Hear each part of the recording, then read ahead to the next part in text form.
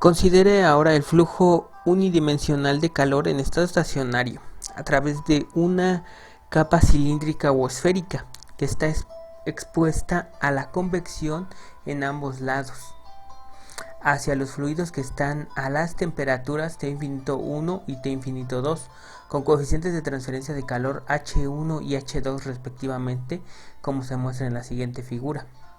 En este caso, la red de resistencias térmicas constan de una resistencia a la conducción y dos resistencias a la convección en serie, precisamente como aquellas para una pared plana, y la razón de transferencia de calor en condiciones estacionarias puede expresarse como ya lo hemos venido haciendo, que sería Q es igual a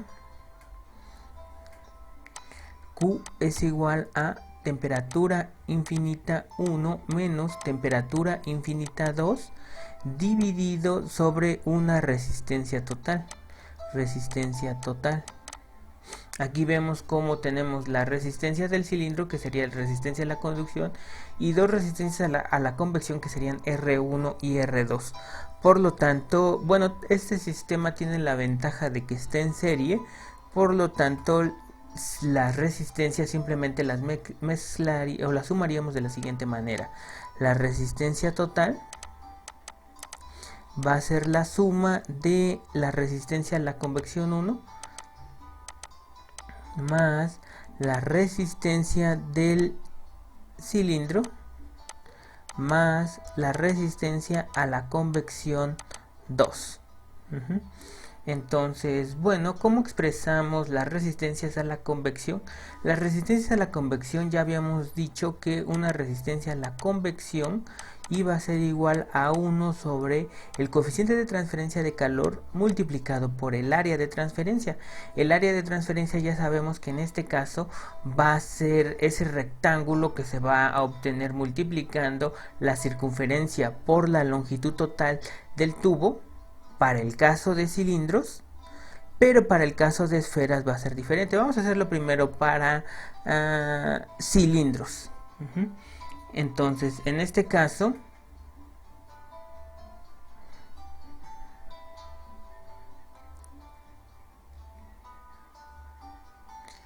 tendríamos la siguiente expresión: R total.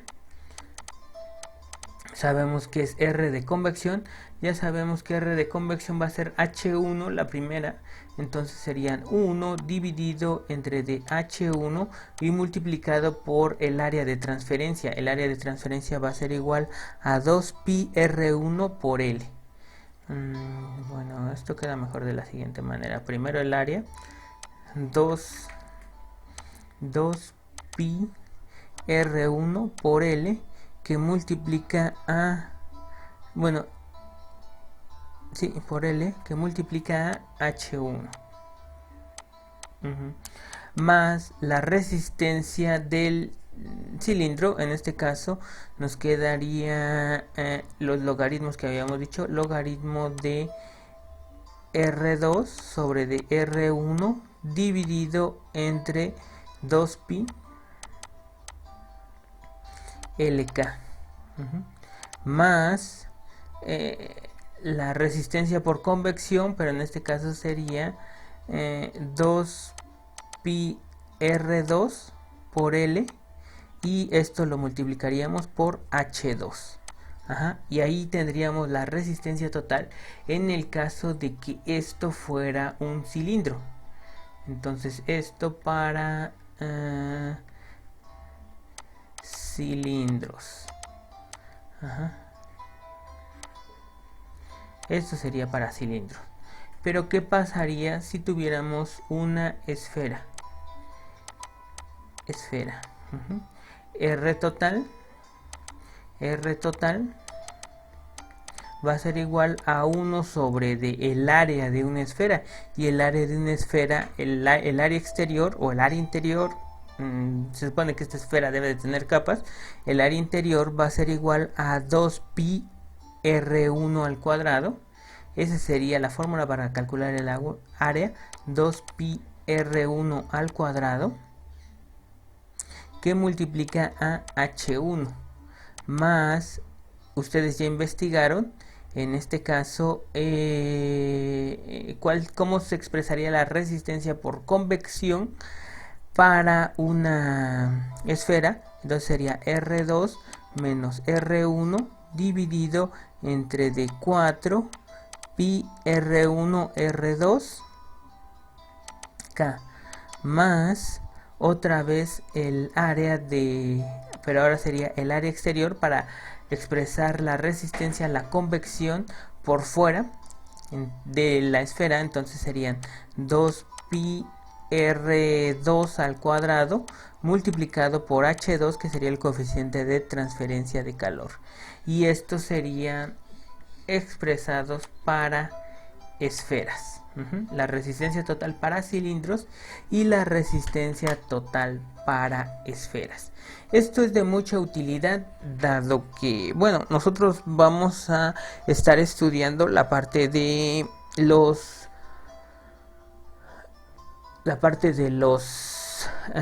intercambiadores de calor, y en el caso de los intercambiadores de calor, muchos de ellos están sometidos a diferentes capas.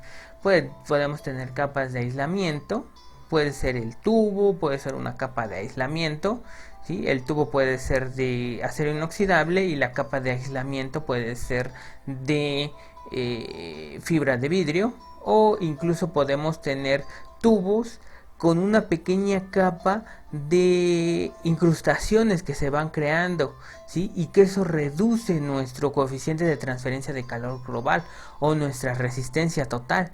Entonces nosotros debemos de considerar eso dentro de nuestros cálculos. Es por eso que es importante que nosotros conozcamos cómo se transfiere el calor y cómo este impacta directamente a la resistencia total del sistema, como esas incrustaciones, el hecho de que pues no estemos agregando el agua correcta, vamos a ver que vamos a tener ciertas incrustaciones. Entonces, por eso es importante conocer este tema de cilindros y esferas con capas múltiples, ¿sí? Vamos a ver este ejemplo, que sería un ejemplo para múltiples capas, ¿sí? Aquí tenemos red de resistencias térmicas para transferencia de calor a través de un cilindro compuesto de 3 capas sujetas a convección en ambos lados. Entonces, si se dan cuenta, pues vamos a tener en los dos extremos resistencias a la convección, y entre capas vamos a tener resistencias a la conducción. Entonces tenemos a la convección el fluido que va a estar adentro, o incluso puede ser agua. Vamos a tener esa resistencia a la convección. De ahí es una capa, puede ser de un tubo con un espesor determinado, puede ser otro material que esté cubriendo al tubo, y puede ser una capa de incrustaciones, y por último llegar al fluido que esté afuera, que en este caso, digamos, a lo mejor es aire.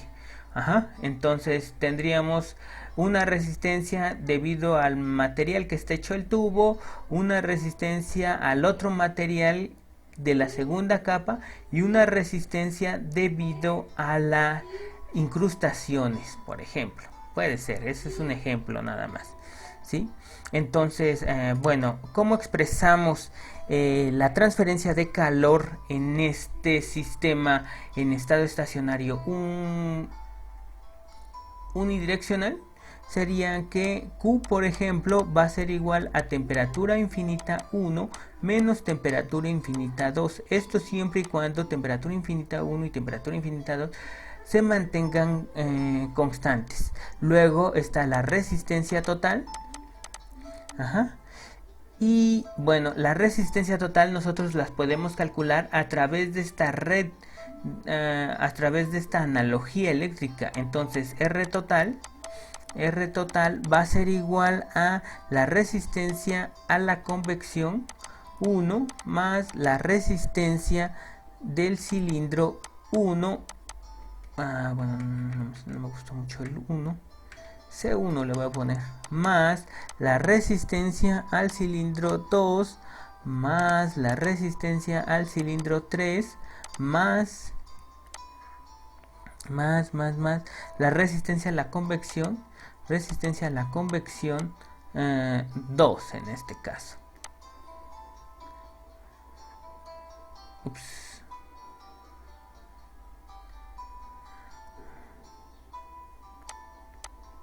Resistencia a la convección 2. Ups, no sé qué estoy haciendo. Voy a borrar esto. No sé por qué yo regreso hasta acá. Solo por el simple hecho de poner un 2. Y luego no encuentro el cursor. Está muy delgadito. Ahí está. Ajá, entonces, bueno, ya una vez que lo tenemos podemos expresarlos dependiendo de que sean cada uno de ellos, ¿no? Podemos tener los que son expresados para cilindros y los que son expresados para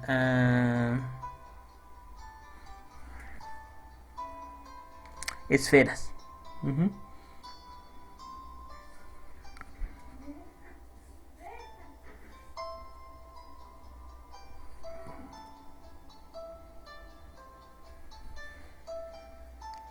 Y entonces aquí ya la tendremos expresada la resistencia total, resistencia a convección 1, C1, C2, C3 y resistencia a la convección las podemos expresar de la siguiente manera, ¿sí? 1 sobre del área, esto en este caso es para cilindros, ¿sí?